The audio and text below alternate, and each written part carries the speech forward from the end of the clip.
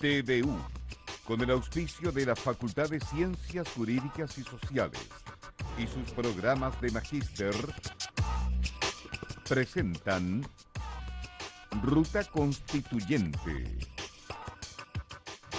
¿Qué tal? ¿Cómo están? Sean muy bienvenidos a un nuevo episodio de Ruta Constituyente. Desde la Sala Chile de la Biblioteca Central de la Universidad de Concepción venimos desarrollando un debate ameno, explicativo, con un sentido didáctico para acercar los temas que están relacionados con el momento constitucional que vive el país y que interesan a la comunidad. En esta oportunidad queremos conversar acerca de los derechos laborales, cuánto eso también tiene que ver con el momento político, con la discusión que se viene desarrollando aquí en nuestro país, y para eso tenemos a dos grandes invitados a quienes pasamos a saludar. Patricio Mella, académico del Magíster en Derecho Laboral y Previsión Social de la Universidad de Concepción. Patricio, ¿cómo estás? Buenos días. Y también saludamos a Baltasar Morales, académico del Magíster en Derecho Público de la Universidad de Concepción. Baltasar, ¿cómo estás? ¿Qué tal? Buenos días, muchas gracias por la invitación. Muchas gracias a ustedes por darse este espacio para conversar, y yo creo que lo primero que nos podríamos preguntar, ¿no? Porque si estamos ideando o estamos en un momento en que se está pensando en una nueva constitución, ¿cuál es la situación actual, ¿no? En términos de trabajo, ¿cuáles son los derechos que se consagran actualmente? ¿Cómo en el fondo también eso se va regulando por la vía institucional? Bueno, no cabe duda que el debate constitucional actual abarca nuestra disciplina de manera importante. Claro. Hay que pensar que en realidad sin trabajo es imposible que una sociedad cierto funcione. En nuestro país tenemos un contingente de trabajadores en el sector privado que es importante, de llegar casi a la mitad de la población, y por lo tanto lo que suceda desde el punto de vista constitucional es muy importante para todo ese gran número de personas, sí. Como es el escenario. Lo que sí hay que señalar desde ese punto de vista, que a lo mejor probablemente en nuestra disciplina el impacto constitucional no es tan grande, porque de hecho la normativa constitucional laboral no es muy frondosa en la Constitución. En el transcurso de la conversación nos vamos a percatar que son algunas zonas de la Constitución, que es lo que llamamos nosotros la constitucionalización del derecho laboral, algo así como una aspiración de los ciudadanos de que sus derechos se vean reflejados en la carta política o la norma más importante. ¿Y eso qué significa? ¿Que la Constitución en el fondo es un marco de acción en esos términos y que todo lo demás queda sujeto a la legislación común? Yo tengo la impresión que aquí hay como una cuestión casi idiosincrática. En general, los ciudadanos entienden que cuando ascienden sus derechos a la Constitución encuentran una garantía de que ellos van a ser eficaces en la realidad, en la vida diaria. Y por eso, por lo tanto, hay un gran esfuerzo por constitucionalizarlo, pero no hay ningún problema en entender de que la Constitución fija un marco genérico, a veces muy escueto, como por ejemplo decir derecho al trabajo y punto, claro. Y después la legislación desarrolla toda esa legislación laboral entendiendo de que nosotros mandatamos al legislador democrático, que son nuestros representantes políticos, para que en el Congreso dicten leyes.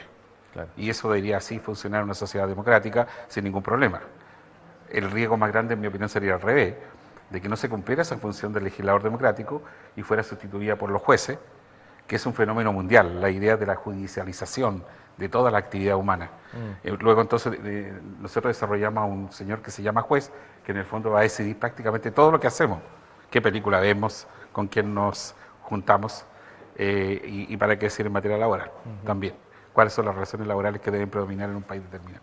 Sí, Baltasar, ese es el escenario. Sí, Baltasar, en cuanto al escenario, ¿no? ¿Cuáles son los puntos que tú marcarías hoy respecto a lo que tiene que ver con la institucionalidad que rige el mundo del trabajo? Claro, a ver, yo vengo fundamentalmente a plantear la perspectiva de los trabajadores del sector público, que es lo que corresponde o se refiere al derecho administrativo, que es un sector bastante importante en el mundo del trabajo. En nuestro país los trabajadores del sector público corresponden al 25% de la fuerza de trabajo. Eso significa que de cada 4 trabajadores que existen en Chile, 1 trabaja para el Estado. Claro. ¿Ya? Por lo tanto, es un porcentaje muy significativo. Ahora, para los trabajadores del sector público en la Constitución actual, vigente, la verdad es que hay muy poco nada. ¿Ya? Compartimos con el derecho laboral un par de declaraciones ahí sobre libertad de trabajo, protección, derecho de acceso a cargos públicos, empleos públicos. Y para el sector público, para los trabajadores del sector público en general, no hay nada más. Fundamentalmente es eso. Ahora, esto tiene una explicación. El trabajador del sector público está entendido como una parte del engranaje de la estructura estatal. En la Constitución del 80, los órganos del Estado están perfilado fundamentalmente en la atención o en la vinculación o relación con el usuario, con el administrado, con el particular. El órgano estatal estaba diseñado en función de vincularse con los particulares. Por lo tanto, no había una visión de considerar al Estado empleador. Por lo tanto, las relaciones órgano-funcionario, funcionario-órgano, eran de la última consideración, la última preocupación, ¿ya? Cuando llegan los 90 y llega el Parlamento, eso podría haberse mejorado, producto de los convenios, tratados que hay sobre la materia a nivel internacional, pero la verdad es que tampoco ocurrió. Entonces, hoy día, a la fecha de hoy, para los trabajadores del sector público, la Constitución hoy día lo regula muy poco nada. Y en términos de lo que tiene que ver con el sector público, Baltasar, ¿cuáles dirías tú que son las grandes deudas que existen a nivel institucional en cuanto a lo que es esta relación empleado-empleador? Hoy día, si uno pensara esto en una perspectiva de reformas o de consagración en la Constitución para recoger algunas realidades y falencias de los trabajadores del sector público, yo diría que son básicamente dos grandes temas. Uno, que se declare y establezca frontal y formalmente que el trabajador del sector público comparte, es un trabajador al final del día, al igual como los trabajadores del sector privado, y por lo tanto ellos debieran tener garantizado y reconocido algún basamento jurídico común con el sector privado. Ocurre hoy día, por ejemplo, que muchos de los derechos que se han incorporado al sector privado, por ejemplo, derechos en materia de maternidad, derechos en materia de hijos de enfermedades menores de 2 años, sí, derechos por fallecimiento, por matrimonio, ausencias, permisos, alguna serie de prestaciones que el Código del Trabajo tiene para el sector privado, para el sector público no se han otorgado. Y muchas veces lo que ha ocurrido para poder otorgárselos al sector público ha sido a través de un dictamen de Contraloría, ha sido a través de alguna interpretación, y eso también con desfase. Muchas veces el legislador no incorpora al sector público en estas mejoras que se hacen en el sector privado, y eso se logra corregir con algún dictamen, con alguna interpretación, y siempre de manera desfasada, de manera diferida. Por lo tanto, siempre hay una merma. En consecuencia, si hubiera una declaración básica de que todo trabajador, sea público estatal, o sea, público, estatal o privado, tuviese acceso a estas garantías básicas mínimas que todo trabajador tiene, que por lo demás no es nada extraordinario. Hoy día se habla de la universalización de los derechos de los trabajadores, o sea, esta distinción, incluso lo conversábamos con el colega antes de entrar al programa. Hoy día el trabajador público versus trabajador sector privado, cada vez esos deslindes están cada vez más difuminados. Hoy día hay bastante simetría entre un mundo y otro. Por lo tanto, no hay ninguna dificultad en que eso se pudiera plasmar. Y el otro gran tema para los trabajadores del sector público es que se les reconozca derechos colectivos. En estos momentos, hoy día, el sector público no tiene formalmente derecho a la negociación colectiva, no tiene derecho de huelga, no tiene derecho a formar sindicatos, de tal manera que derechos que sí goza el sector privado. Por lo tanto, el reconocimiento de esos derechos en favor del sector público, sin duda sería un aporte en materia constitucional. Sí. Te planteo la misma pregunta, Patricio, pero en términos del trabajador privado, ¿no? El trabajador que es mayoritario en nuestro país. ¿Cuáles son las grandes deudas institucionales a la hora de pensar también el derecho al trabajo de todos los chilenos que no están en el sector público? A ver, conforme a la organización constitucional, hoy día en nuestro país nosotros vemos reflejados los derechos laborales en dos grandes normas, que es el 19 número 16 y el 19 número 19, que se refieren al aspecto individual de la relación laboral, es decir, contrato individual de trabajo, claro, jornada de remuneraciones, y en la otra está la parte colectiva, pero solo regula el sindicato, nada más. No alude a la negociación ni alude a la huelga, que sí lo dice en el aspecto individual. Ahí hay una deuda de tipo formal. A lo mejor nuestro país requiere hacer una precisión mayor respecto de lo que es el escenario individual y el derecho colectivo. Y aquí va a ocurrir una cosa interesante, en mi opinión, en este debate constitucional que se nos viene. Nuestro país está en condiciones de reconocer el Estado chileno como un Estado social y democrático de derecho. La expresión social es bonita, es muy atractiva, pero hay que darle contenido. Y darle contenido significa que cualquier chileno puede reclamar, por ejemplo, del Estado que no tiene empleo. Oiga, yo salí de mi carrera hace un año y aquí estoy sin hacer nada. Claro. Y por lo tanto podría ser una demanda y hacerlo exigible. Esa parte, en mi opinión, tiene que decidirse probablemente en un debate bien maduro y responsable. No podemos caer en una, por ejemplo, una de las grandes modelos constitucionales, en mi opinión, impactante en el mundo, es la Constitución de Querétaro mexicana, pero que incluyó casi todos los derechos del trabajo individual en la Constitución. Es una muy buena Constitución, pero claramente son palabras. A lo mejor pueden haber guiado el marco mexicano hasta la actualidad, pero sigue estando muy lejos de la realidad. Nuestro país no ha sido así, por suerte. Cuando recogen en el texto constitucional una expresión del Estado como un Estado social y democrático de derecho, entonces nosotros tenemos que estar en condiciones de otorgar una buena salud, una educación, trabajo y vivienda naturalmente a todos los ciudadanos chilenos. Ese debate hay que hacerlo con madurez, ¿eh? No hay que apresurarse. Lo segundo, en relación ahora a la organización propiamente de cómo está en la Constitución está debilitada la recepción del derecho colectivo. ¿Por qué? Porque la Constitución es del 80, la Constitución es de la época del gobierno de la dictadura militar. Entonces eso hace necesario, en mi opinión, hacer otra mirada. ¿Cuál mirada? Creer en la negociación, creer que hoy día, además Chile tiene un nivel de formación inimaginable para la Constitución mexicana. Hoy día Chile tiene un alto índice de instrucción de formación. Por lo tanto, habría que creer más en los chilenos en cuanto a negociar sus condiciones laborales, y respecto de la huelga, sí, la huelga hay que tener muchos cuidados. Por algo, los convenios de la OIT, que representan el estándar mundial, o la recomendación, ninguno habla de la huelga, porque es compleja. También hay que pensar en ciertos criterios, cierto canon de razonamiento para aplicarla. No es llegar y decir, como en el sector público, piense usted en un hospital que decidir una huelga con lo que usted ve en nuestro país. Sí. Un turno ético, ese turno ético es una burla para muchos chilenos que llegan a exigir una prestación médica. Sí, precisamente tenemos que hablar de eso, del rol de los gremios, de los sindicatos, de los escenarios de conflictos, también en el segundo bloque. Nos vamos a una breve pausa comercial. Usted no se despegue de nuestra sintonía.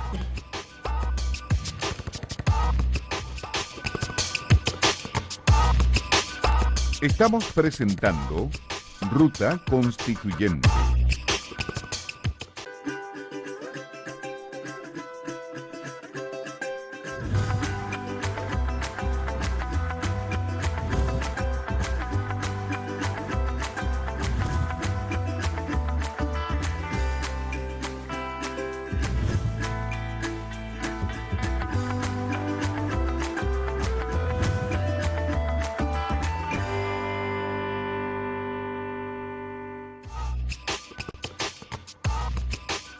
Estamos presentando Ruta Constituyente. Ya estamos de regreso en Ruta Constituyente y Patricio, volvamos contigo, pero para cerrar brevemente el punto que mencionabas en el primer bloque, hablando del rol de los gremios, hablando del tema del escenario de conflicto, ¿no? Que no es deseable, pero que también sabemos que es una de las herramientas que tiene el mundo del trabajo también para ir avanzando en derechos, ¿no? ¿En qué medida este debate, sientes tú, también nos puede ofrecer una oportunidad para generar los canales de entendimiento y para que no estemos año a año, por ejemplo, te lo preguntaron en el caso del sector público, en reajustando sueldo y también encontrando un escenario de conflicto? Sí, yo tengo la impresión de que en nuestro país algo ocurre en el sentido de que probablemente las relaciones colectivas, es decir, la participación de grupos organizados como los sindicatos en negociaciones con los empresarios, no logra la cobertura a pesar de los esfuerzos que se han hecho los gobiernos de los últimos 20 años por aumentarlo. No, hay algo que nos ha impedido fortalecerlo. Y la verdad que esto es bien importante. Eso va de la mano con el funcionamiento de una sociedad democrática. Grandes grupos, como son los trabajadores organizados, pueden generar naturalmente ciertas reglas más sabias. ¿Cuál es la mejor regla en el mundo, en mi opinión, en la que yo intervengo? Esa es la esencia de la negociación colectiva, una norma que es fruto del poder que emana de trabajadores y empresarios. En nuestro país nosotros no tenemos mucho esa cultura. Es curioso, nosotros tenemos un culto a la ley. Pareciera ser que no hacemos nada si no esperamos que llegue una ley. Claro. La verdad que esta zona, en general la doctrina nuestra laboral está muy contesta en que en definitiva deberíamos tratar de ir ¿cierto? Desplazando esta negociación hacia el fortalecimiento de la negociación colectiva y del rol de los sindicatos. Pero no ha sido muy complejo, no logra ¿cierto? La cobertura. Uno mira los países del caso europeo, por ejemplo, con coberturas sindicales, por ahí voy a decir una frase ligera porque no recuerdo bien, pero unas 3 o 4 veces más que el nuestro, o sea, del orden del 50, 60%, quizás más. En Chile es muy bajo. Y como le digo, y eso, si nosotros fortalecemos y logramos eso, vamos por supuesto a tener un nivel de conflictividad menor en la sociedad. y por lo tanto debería mejorar también el funcionamiento de la sociedad chilena, la percepción de sus habitantes, de los ciudadanos. Sí, efectivamente. Y Baltasar, si lo pensamos también en el sector público, donde justamente, y lo tomaba Patricio como algunos ejemplos, son los momentos que resultan más conflictivos a la hora de paralizaciones, cuando pensamos en el registro civil, cuando pensamos en el mundo de la salud, por ejemplo. ¿Cómo se hace para disminuir esas brechas de conflictividad, pero por cierto también avanzando en derechos?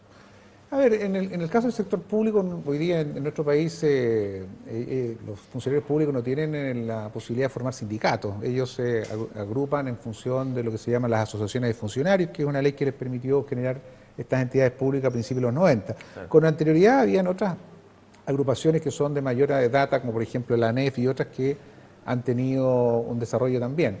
Ahora, el formato colectivo de los empleados públicos desde los años 90, que fue ya mucho más institucionalizado y masivo dentro de la administración a la fecha de hoy, nos permite generar tener una experiencia positiva. Los funcionarios en general son bastante organizados, son bastante profesionales en la gestión de sus intereses públicos y por lo tanto, desde ese punto de vista, tienen las competencias y las condiciones como para poder desarrollarse, vincularse con la autoridad de manera seria y responsable.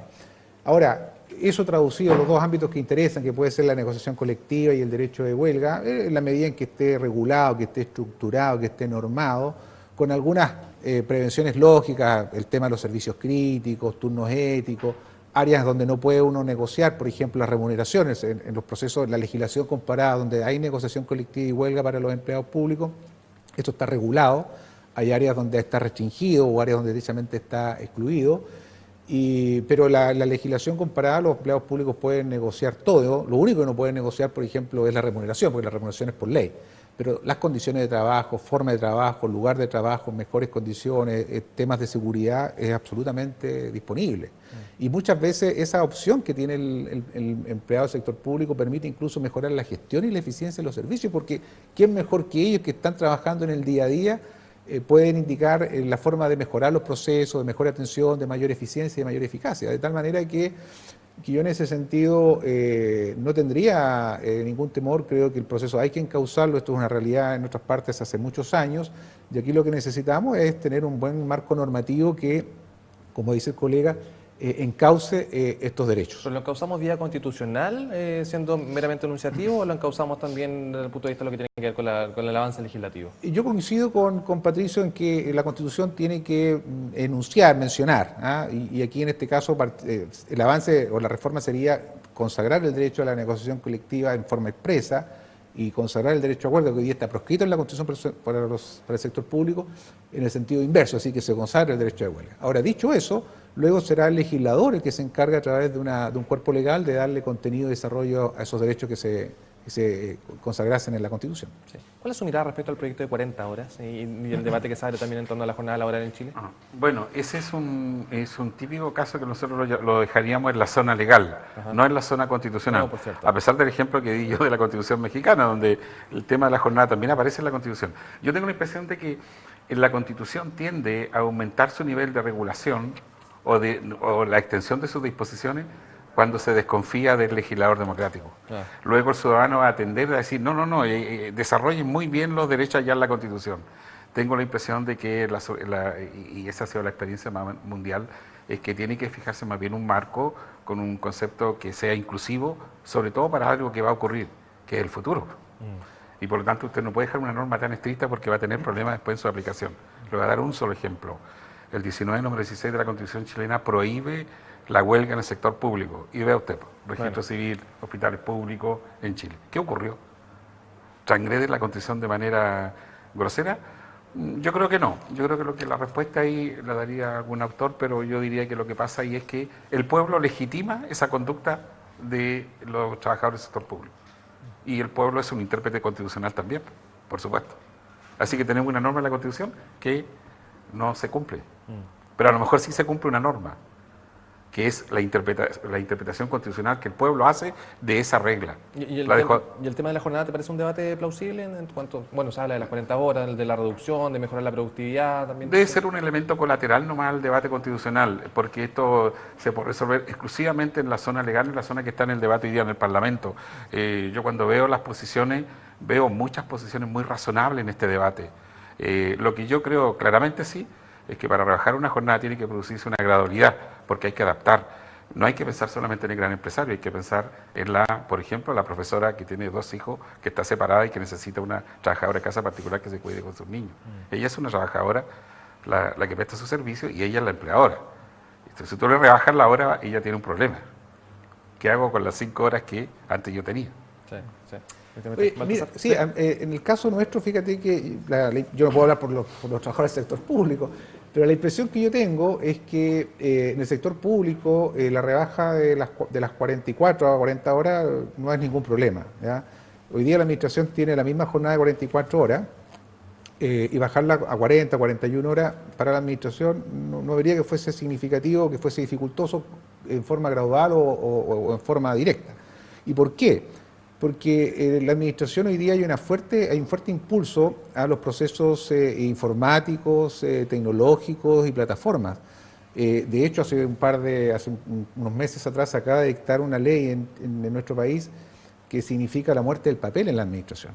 De tal manera que hoy día los procesos de tecnología y plataformas informáticas que van a darle mucha gestión a la administración, eficiencia en sus procesos productivos de trabajo, sin duda que va a lograr que el trabajo se haga con el mismo rigor, con la misma exigencia y en mucho menor plazo, de tal forma que yo para la administración no veo problemas de implementar la reducción de jornada. Sí, o sea, ¿le restarías dramatismo en el caso del sector público, absolutamente. Bueno, en el caso del sector privado, Igual, ¿no? Ahí hay un amplio consenso que hay que rebajarla desde el gobierno hasta la oposición. Solo parece que en la forma y la gradualidad es lo que hay un cierto debate.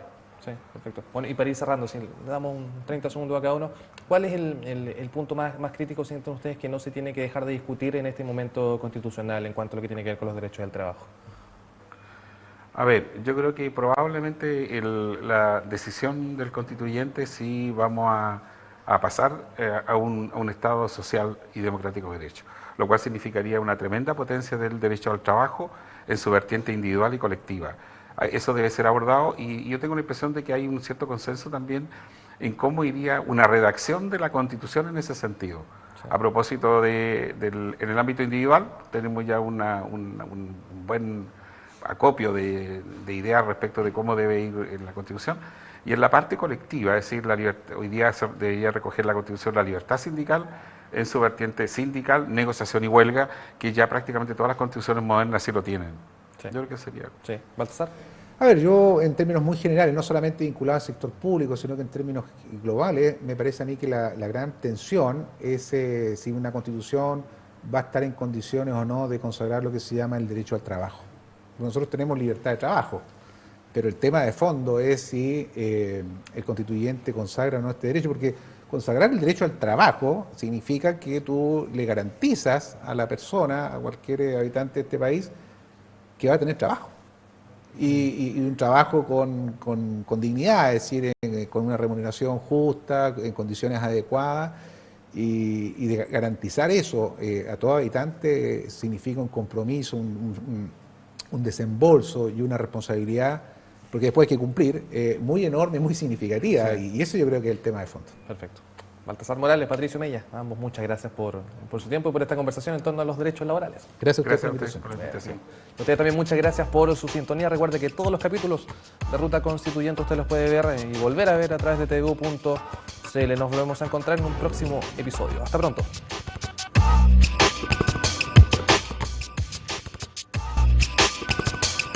TVU, con el auspicio de la Facultad de Ciencias Jurídicas y Sociales y sus programas de magíster, presentaron Ruta Constituyente.